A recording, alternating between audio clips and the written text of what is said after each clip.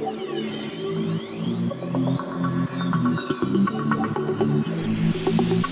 welcome back to Camera Ant Studios. Today's part 4 of our Photo Explosion 4.0 tutorial, and we're going to look at all the tabs on the right side. Let's open the program.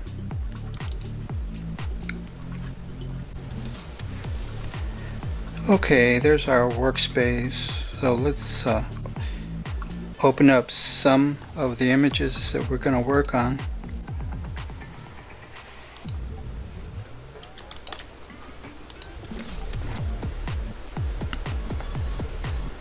Okay, here's our images.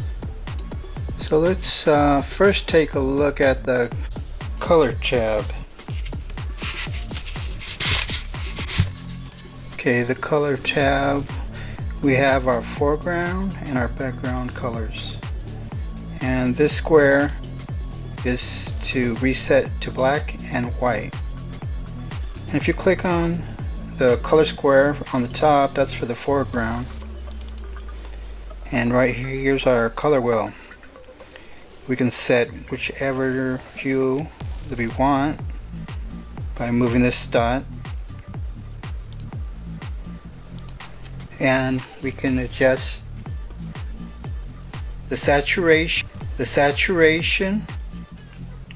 We can make it lighter or darker.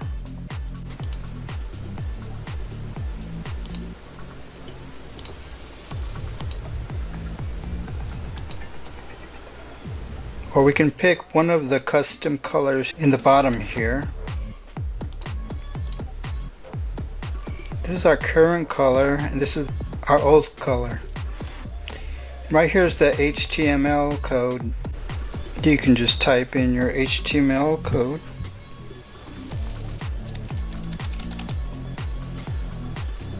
And it'll show the color right here. And you click OK once you're ready. And to move from the foreground to the background colors, you just click this double arrow. And these are the red, green, and blue sliders.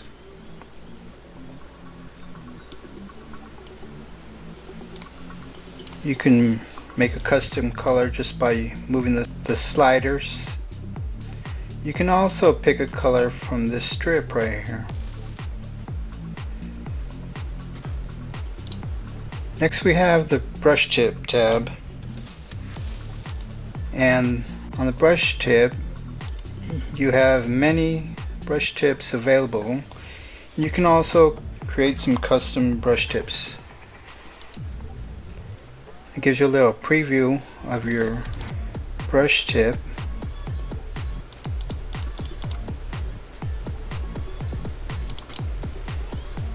It has some stamps.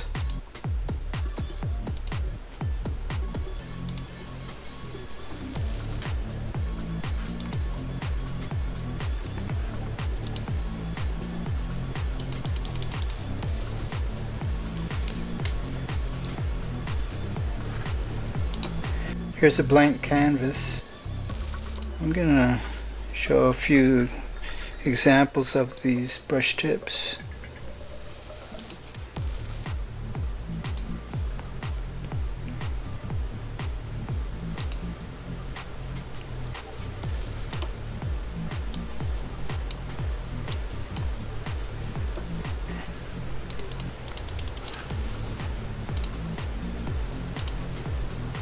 Here's some more.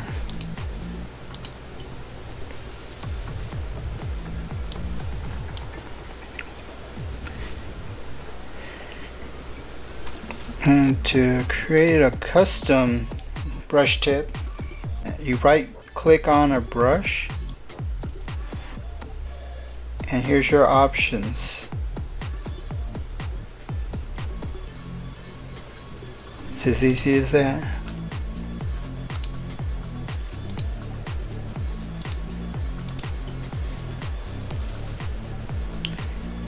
The next box down is the character tab.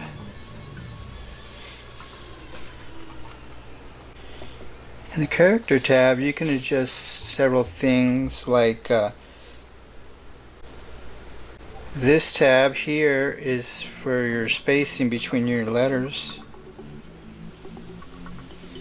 and this third one here, your character advance. Right here you can position according to your baseline, and a negative value right here moves the selected text upward. Then over here we got our leading adjustment. This is the spacing between the lines of text, and this is to adjust the width of your text without affecting the height of your text. This next tab is the Histogram tab. Let's get a different image. The histogram displays the red, green, and blue values of your image, or the luminous. If you click this triangle over here, you can pick which channel or the luminance channel. You can also show statistics of the histogram. The dark values are on the left, the highlights are on the right, and your midtone in the midsection.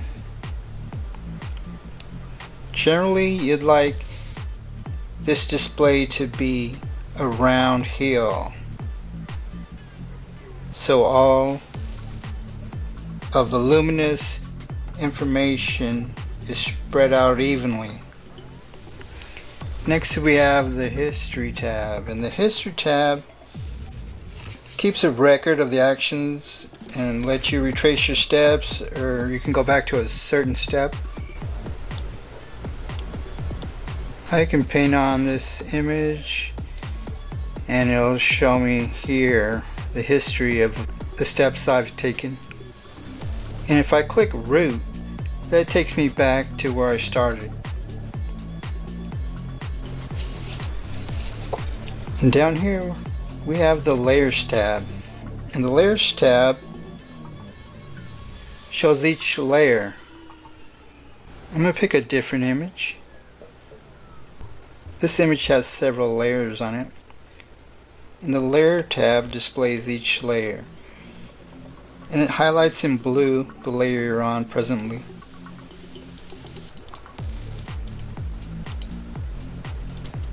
The eyeball on the left, you can hide or show that layer.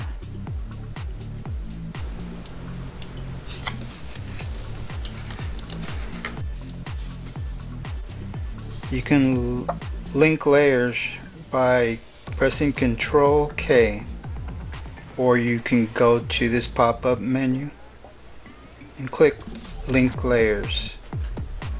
Once they're linked, you'll see these chain links on the right side here. And I'm going to go to the History tab and just undo that. You can also undo on the top here. This arrow is for undo, and this arrow is for redo.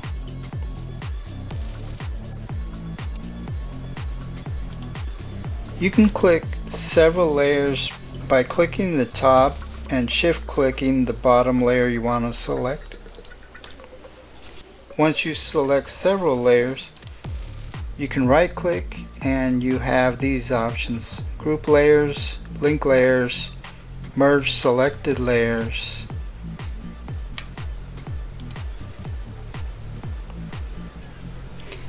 And on the bottom here we have this symbol for adding a new layer. If you add a new layer, you can name it here. Use the blend mode in this menu. This is the blend type for this layer you're creating. You can adjust the opacity here. You also have these sliders down here. Once you're ready, just click OK, and your layer will show right here on the bottom right. This next symbol is to add a new layer group. one next to it is to add a new adjustment layer. If you add a new adjustment layer on top, you have these to choose from. And this adjustment layer affects the layers below it. You can adjust it and click OK. You can make other adjustments to your image, and you can go back at any time and double click the adjustment layer, and you can change settings here after the fact. I'm going to delete this adjustment layer. This next symbol is for a layer mask. If you click it, it'll give you a layer mask in white.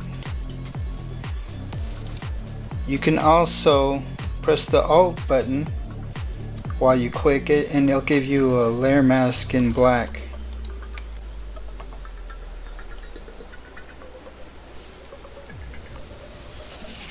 And this next symbol, add a layer depth map. And the one next to it is to add your layer effects. And this red X on the corner is to delete the layer that's highlighted. This drop down menu here is to adjust the blend mode of the layer that is selected. We got dissolve, multiply, screen, overlay, soft light, hard light, dodge, burn, lighten, darken, difference, exclusion, hue, saturation, color, and lightness. And this slider is the opacity of your layer. You can adjust your opacity right here. And if you want to lock certain aspects of your layer, right here you can lock the pixel opacity, or you can lock the pixels in that layer. You can lock the layer position, or you can lock all aspects. Next to this tab we have the macros tab. Here you can create your custom actions. You'll just go to your action, click on it, then press play, and it will do the action automatically for you. It's easy as that.